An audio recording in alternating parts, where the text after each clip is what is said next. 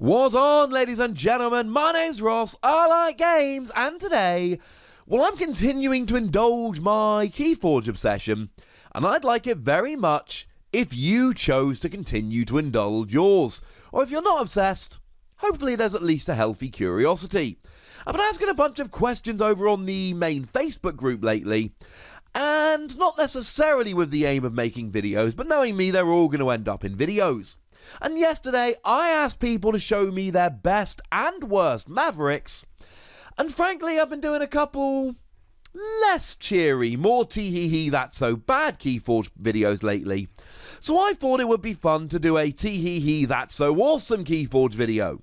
So we're going to look at some of the best Mavericks we've seen, and ladies and gentlemen, there was one, we'll go for a few of them, don't worry, but there was one especially that stuck out when I asked this question on the Facebook group yesterday. The lovely Enrico Fantini over on the Facebook group has gone and shared a deck that has a Maverick Witch of the Eye, which has turned up in their dis. Now, Witch of the Eye is supposed to be an untamed card, and Witch of the Eye has got a rather phenomenal reap skill that lets you grab any card you like from your discard pile and put it into your hand.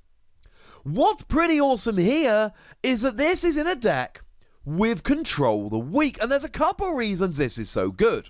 Now, Control the Weak is a lovely card, and when you play it, you choose a house on your opponent's identity card, and they must choose that house as their active house on their next turn.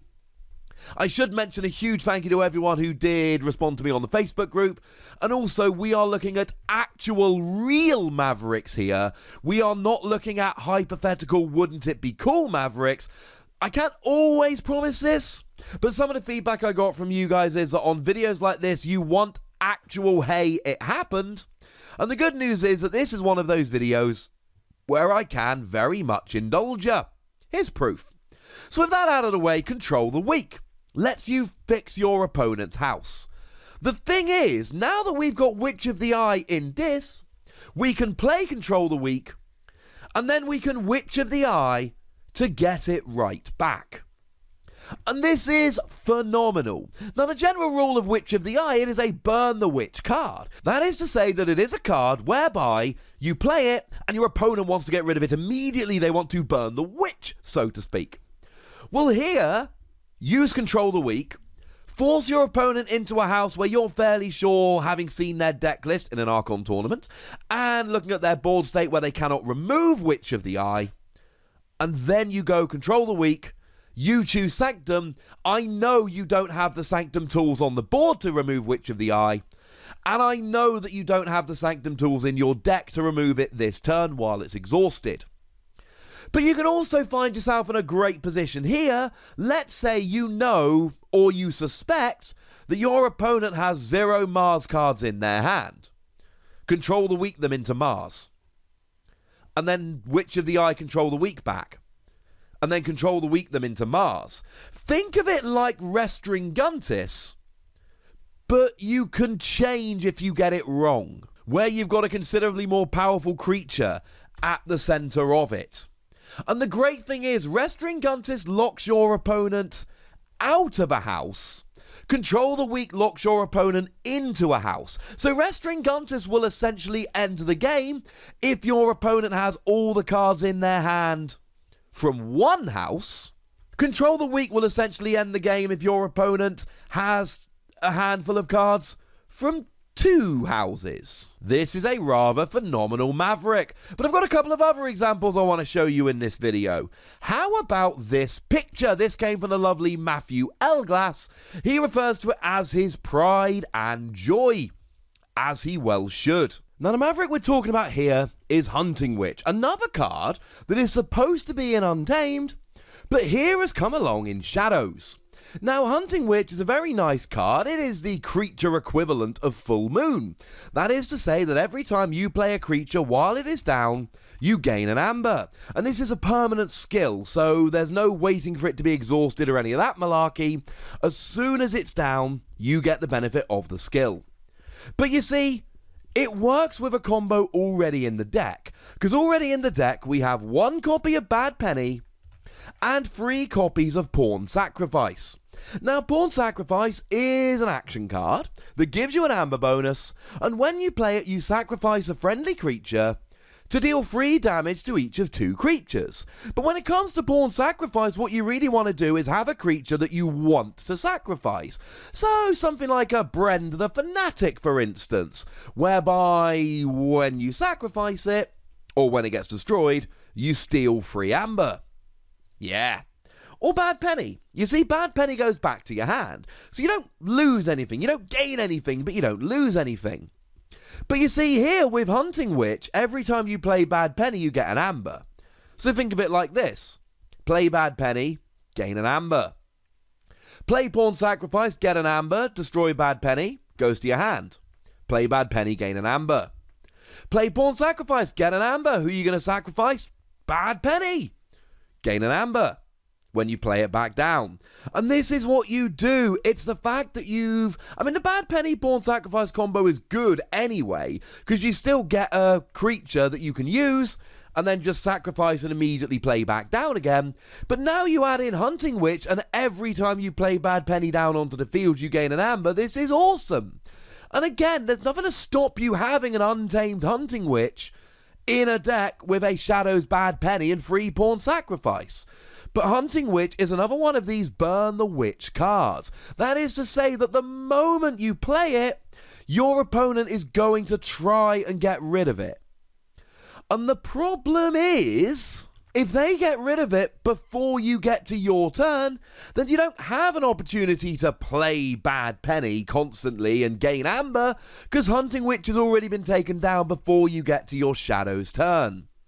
Yeah, this is pretty nice.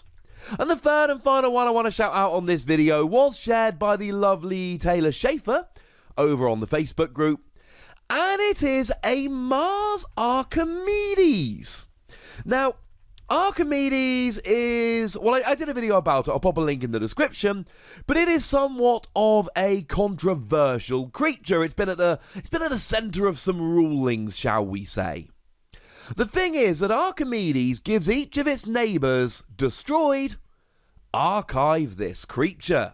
Essentially, it allows you to get a whole bunch of creatures in your archive. Now that works quite nicely in a Genka deck. Now a Genka deck is Martian Generosity with Key Abduction, and it makes a very, very nice pair of cards. Martian Generosity makes you lose all of your amber, which sounds bad, but then for each amber you lost, you draw 2 cards. So the general theory here is that yes, you lose all your amber, but you should gain more than you lost by virtue of drawing a bunch of cards. Either in terms of amber bonus on cards you play, or creatures you can use, etc, etc. Very, very nice card.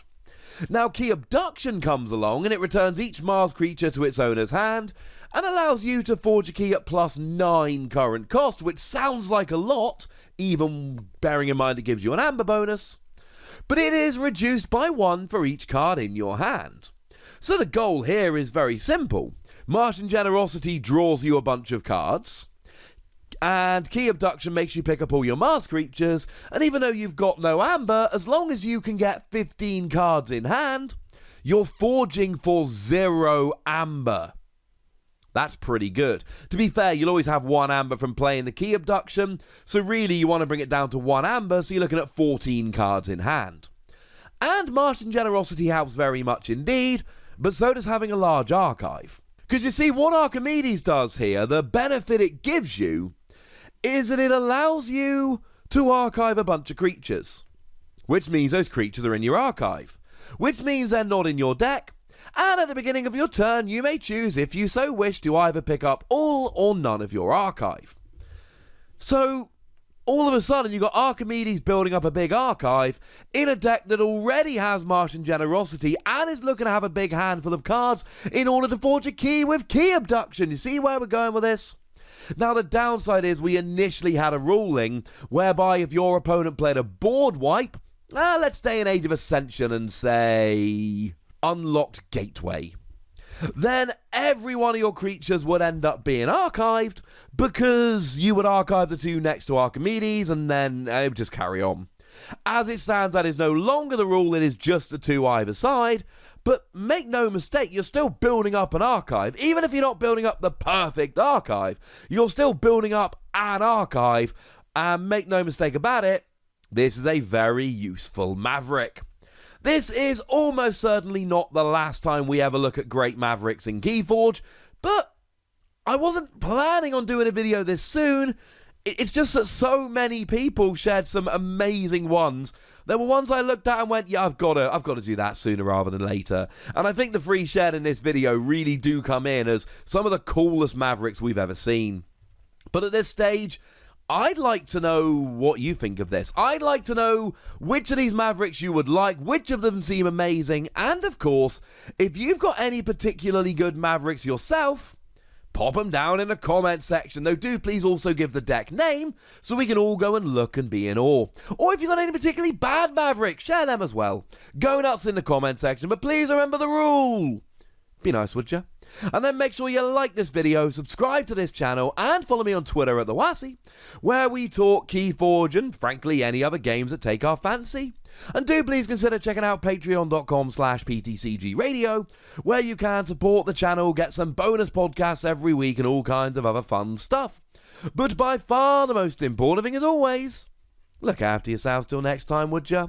Thank you very much for watching. My name's Ross, and you've been watching Wossy Plays.